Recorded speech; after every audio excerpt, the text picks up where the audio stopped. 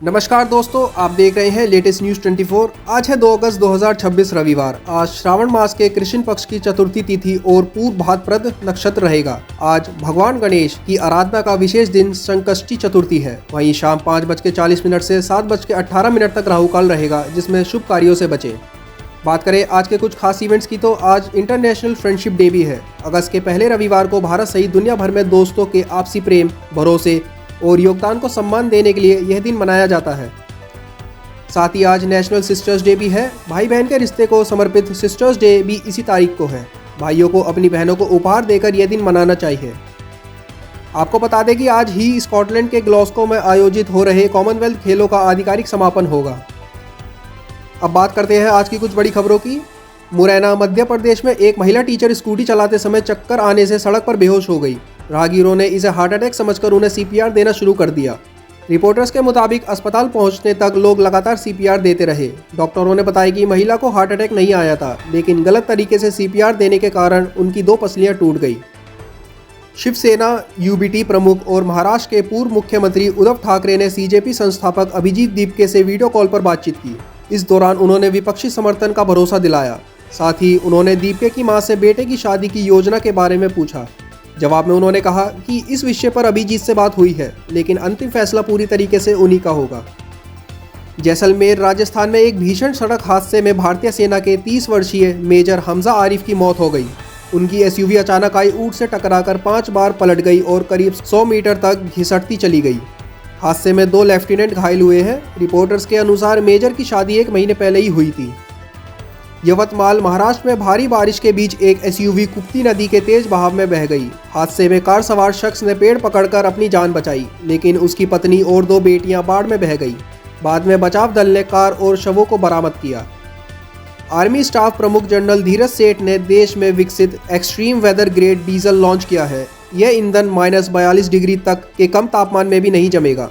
सेना ने बताया कि इससे ऊंचाई वाले इलाकों में कॉम्बैट और लॉजिस्टिक वाहनों की आवाजाही और सुरक्षा बेहतर होगी। यह डीजल सेना के मौजूदा वाहनों के साथ पूरी तरीके से इस्तेमाल किया जा सकता है। हिमाचल प्रदेश से ऑनलाइन वायरल वीडियो में किसान 1500 किलो मूली नदी में फेंकते दिखे। भूस्खलन के कारण 4 दिनों से बंद एकमात्र मोटर योग्य सड़क नहीं खुलने से वह फसल बाजार तक नहीं पहुंचा सके। खराब होने से पहले किसानों ने मूली नदी में फेंक दी। इसके बाद गुरुवार को पीडब्ल्यूडी ने 5 घंटे के भीतर सड़क खोल दी। कुलगाम जम्मू कश्मीर में ईंट भट्टे पर काम करने वाले प्रवासी मजदूरों पर आतंकियों ने हमला किया। रिपोर्टर्स के अनुसार आतंकियों ने मजदूरों से नाम पूछे और 2 हिंदू मजदूरों को अलग कर नज़दीक से गोली मार दी। यह घटना 2025 के पहलगाम हमले जैसी है, जहां आतंकियों ने धर्म पूछकर पीड़ितों को निशाना बनाया था। आतंकवादी संगठनों द्वारा किए गए ऐसे हमले गंभीर मानवाधिकार उल्लंघन है और निर्दोष नागरिकों को निशाना बनाते हैं।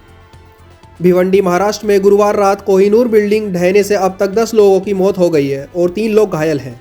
यह बिल्डिंग 4 मंजिला थी और स्थानीय नगर निगम ने इसे पहले ही खतरनाक घोषित किया था। हादसे के बाद निजामपुर म्यूनिसिपल कॉरपोरेशन की शिकायत पर बिल्डिंग के मालिक और रिपेयर के काम करने वाले ठेकेदार के खिलाफ एफआईआर दर्ज की गई है।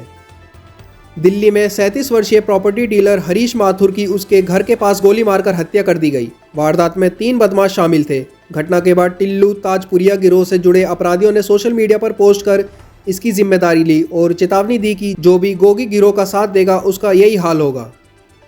हरिद्वार में कावड़ मेले के दौरान महिला का पैर पड़ते ही सड़क धंस गई और वह गड्ढे में समा गई। सीसीटीवी फुटेज में यह घटना कैद हो गई है।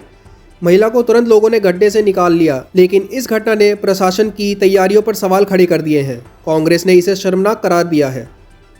सीबीआई ने पश्चिम बंगाल के मुख्यमंत्री शुवेंदु अधिकारी के पीए चंद्रनाथ रथ की हत्या के मामले में बीजेपी के 2 कार्यकर्ताओं को गिरफ्तार किया है। दोनों पहले टीएमसी में थे। जांच में पता चला है कि आरोपियों ने शूटरों को सुपारी देकर चंद्रनाथ की हत्या कराई थी। मई में चंद्रनाथ की कार में गोली मारकर हत्या कर दी गई। दिल्ली में सीजेपी के नेतृत्व में हुए छात्रों के विरोध प्रदर्शन के दौरान प्रधानमंत्री नरेंद्र मोदी को गाली देने वाली लड़की ने सार्वजनिक रूप से माफी मांगी। उन्होंने वीडियो जारी कर कहा, मैं सिर्फ 15 साल की हूँ, मैंने जो भी किया वह माफी लायक नहीं। बहुत बुरी बातें कही, लेकिन यह मेरी पहली और आखिरी गलती होगी। पूरे देश से माफी मांगती हूँ। जंतर मंतर पर हुए विरोध प्रदर्शन में प्रधानमंत्री नरेंद्र मोदी को गाली देने वाले प्रदर्शनकारियों को उन्होंने माफ कर दिया। मोदी ने कहा, कुछ शरारती बच्चों ने भद्दी गालियां दी, मुझे और मेरी स्वर्गीय माँ को गालियां दी गई। कभी कभी दांतों तले हमारी जीभ भी आ जाती है, लेकिन हम दांत नहीं तोड़ते क्योंकि दांत भी हमारे हैं और जीभ भी। ये बच्चे भी हमारे हैं। नालंदा बिहार में कॉकरोच कैफे की शुरुआत हुई है। ब्लैक थीम पर बने इस कैफे में पीली लटकन लाइटें, काली कुर्सियां, लाल गड्ढे और कांच की टेबलें हैं। कैफे की तस्वीरें सामने आने के बाद कुछ लोगों ने मजाक में भी कहा, अगर खाने में कीड़ा मिले तो ग्राहक शिकायत भी नहीं कर सकता।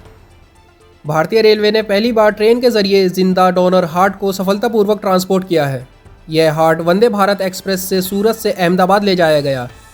समय पर ट्रांसप्लांट सुनिश्चित करने के लिए रेलवे, आरपीएफ, गुजरात पुलिस और मेडिकल टीम ने मिलकर ग्रीन कॉरिडोर बनाया, जिससे हार्ट सुरक्षित और तय समय में अस्पताल पहुंच सका। अयोध्या राम मंदिर में चढ़ावे चोरी के विरोध में संसद परिसर में साधु का वेश धारण कर प्रदर्शन करने वाले निर्दलीय सांसद पप्पू यादव पर संत समाज भड़क गया है। अखिल भारतीय संत समिति के राष्ट्रीय महासचिव स्वामी जितेंद्र नाथ सरस्वती ने इसे सनातन का अपमान बताया है और कहा, धैर्य की भी एक सीमा होती है। वहीं महंत सीताराम दास ने कहा, यह यादव नहीं खान है। सोनम वांगचुक की पत्नी गीतांजलि आगमो ने कहा कि भारत को संविधान में सेक्युलर कहना पानी को गीला कहने जैसा है। उन्होंने कहा कि भारत 1976 में संविधान की प्रस्तावना में सेक्युलर शब्द जुड़ने से पहले भी धर्मनिरपेक्ष था। गीतांजलि ने बताया कि सेक्युलर शब्द पश्चिम से आया है और यूरोप में चर्च और राज्य के बीच टकराव से जन्मा था। पुराना घर बेचकर नया खरीदने पर करदाता धारा 54 और 54F के तहत टैक्स छूट का लाभ लेते हैं, लेकिन नियम के अनुसार नया घर खरीदने या निर्माण करने के बाद 3 साल तक बेचना मना है। अगर ऐसा किया जाता है तो मिली हुई टैक्स छूट वापस ले ली जाती है और आयकर विभाग नोटिस भी जारी कर सकता है। कंपनियों ने 19 किलोग्राम वाले कमर्शियल एलपीजी सिलेंडर के दाम कम कर दिए हैं। ANI के अनुसार दिल्ली में सिलेंडर 202 सस्ता हुआ है, जबकि कोलकाता में 209 की कमी की गई है। संशोधित कीमतों के बाद कोलकाता में 19 किलोग्राम वाला सिलेंडर 2872.50 पैसे में मिलेगा। घरेलू सिलेंडर की कीमतों में कोई बदलाव नहीं किया गया है। Controller general of accounts CGA के अनुसार जून में भारत का राजकोषीय घाटा बढ़कर 3.08 लाख करोड़ हो गया, जो मई में 1.62 लाख करोड़ था। यह फाइनेंशियल ईयर 27 के लिए तय पूरे साल के 16.96 लाख करोड़ के लक्ष्य का 18.2% है। सरकार ने फाइनेंशियल ईयर 27 में राजकोषीय घाटा GDP का 4.3% रखने का लक्ष्य तय किया है। वाहन निर्माता मारुति सुजुकी का Q1 फाइनेंशियल ईयर 27 जून तिमाही में शुद्ध मुनाफा करीब 10% घटकर 3,486.9 करोड़ रह गया। हालांकि कंपनी की ऑपरेटिंग आय 35.9% बढ़कर 52,469.8 करोड़ हो गई। कच्चे माल, कर्मचारी और अन्य खर्च बढ़ने से मुनाफे पर दबाव बना रहा है। इसके बावजूद कंपनी का घरेलू मार्केट शेयर बढ़कर 41.2% हो गया। कुल बिक्री 29.3% और SUV बिक्री 44.6% बढ़ी। अब बात करते हैं विदेश की कुछ महत्वपूर्ण खबरों की। प्रधानमंत्री नरेंद्र मोदी ने ब्रिटेन के नए प्रधानमंत्री एंडी बर्नहैम को पदभार संभालने पर फोन कर बधाई दी। दोनों नेताओं ने भारत UK व्यापक राजनीतिक साझेदारी को और मजबूत करने पर सहमति जताई। बातचीत के दौरान बर्नहैम ने ब्रिटेन में भारतीय समुदाय के योगदान की सराहना की। वहीं मोदी ने अहमदाबाद को भारत का मैनचेस्टर बताया। डेल टेक्नोलॉजी के फाउंडर और CIO माइकल डेल ने अपनी कंपनी की पहली फाइनेंशियल स्टेटमेंट की तस्वीर साझा की है। उन्होंने कहा कि इस एक पेज ने मेरी ज़िंदगी बदल दी। 31 जुलाई 1984 की इस स्टेटमेंट में कंपनी का ग्रॉस प्रॉफिट $2 लाख था। आज कंपनी की नेटवर्थ लगभग 17.75 लाख करोड़ है। डेल ने बताया कि इसी दस्तावेज ने उनके माता पिता को यकीन दिलाई कि उन्हें कॉलेज वापस जाने की ज़रूरत नहीं है। पिछले 24 घंटों में हज़ारों अवैध प्रवासी स्पेन में घुस आए। इस पर अमेरिकी विदेश विभाग ने कड़ा बयान जारी करते हुए कहा कि वे स्पेन और यूरोपीय देशों के साथ खड़ा है। अमेरिका ने इस घटना को संप्रभुता और मानवाधिकारों का गंभीर उल्लंघन बताया और आरोप लगाया कि यह स्पेन सरकार की उन कोशिशों का नतीजा है जिनसे यूरोप में अवैध प्रवासन को बढ़ावा मिला है। सेऊटा में मोरक्को का एक प्रवासी गैरकानूनी तरीके से तैरकर घुसते हुए सेल्फी स्टिक से अपना वीडियो रिकॉर्ड करता दिखा। सरकारी अनुमानों के मुताबिक हाल के घंटों में लगभग 60,000 प्रवासी स्पेन में दाखिल हुए हैं। इस घटना ने यूरोप में अवैध प्रवासन को लेकर चिंता और बहस को और तेज कर दिया है। अमेरिकी सीनेट ने रूस से तेल और गैस खरीदने वाले देशों पर 100% तक टैरिफ लगाने का बिल पारित किया है। इसमें भारत और चीन प्रमुख रूप से शामिल हैं। इस पर भारत के विदेश मंत्रालय ने कहा कि देश की ऊर्जा नीति 1.4 अरब नागरिकों की ज़रूरतों और राष्ट्रीय हित पर आधारित है।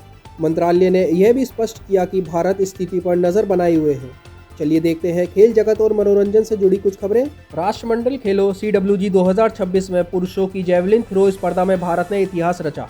नीरज चोपड़ा ने सिल्वर मेडल जीता जबकि यशवीर सिंह ने ब्रॉन्ज मेडल हासिल किया। ऐसा पहली बार हुआ जब CWG में पुरुषों की जैवलिन स्पर्धा के पोडियम पर 2 भारतीय एथलीट एक साथ थे। नीरज ने 85.83 मीटर की सीजन बेस्ट थ्रो किया जबकि यश ने आखिरी प्रयास में 85.41 मीटर का पर्सनल बेस्ट दर्ज किया। IPL के पूर्व चेयरमैन ललित मोदी का एक वीडियो सामने आया है जिसमें वह ग्रीस के बीच पर गायिका कनिका कपूर और एंटरप्रेन्योर लॉरेंस शॉर्ट के साथ पार्टी करते दिख रहे हैं। वीडियो में मोदी ऊंचे प्लेटफॉर्म पर खड़े हैं जबकि कनिका और लॉरेंस उनके पास डांस कर रही है। इस वीडियो पर एक यूजर ने कमेंट किया कि मोदी कई युवाओं से बेहतर जिंदगी जी रहे हैं। फूड कंटेंट क्रिएटर प्रिया ने बताया कि वह अपने पति से स्पेशल खाना बनाने के बदले 1000 लेती हैं। उनका कहना है कि 2023 में शादी के बाद घर की जिम्मेदारियों को लेकर बातचीत हुई थी जिसमें उन्होंने साफ कहा था कि अगर घर पर कैफे जैसा स्पेशल खाना चाहिए तो वह फ्री में नहीं मिलेगा।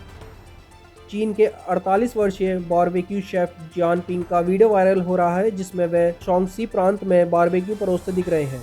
उनकी शक्ल टेस्ला CEO एलन मस्क से मिलती है। वीडियो वायरल होने के बाद उनके रेस्टोरेंट में भीड़ उमड़ पड़ी। जियान पिंग ने बताया कि हालिया प्रसिद्धि से उनका कारोबार दोगुना हो गया है। ऐसी बड़ी खबरों के लिए जुड़े रहिए हमारे साथ। जय हिंद, जय भारत।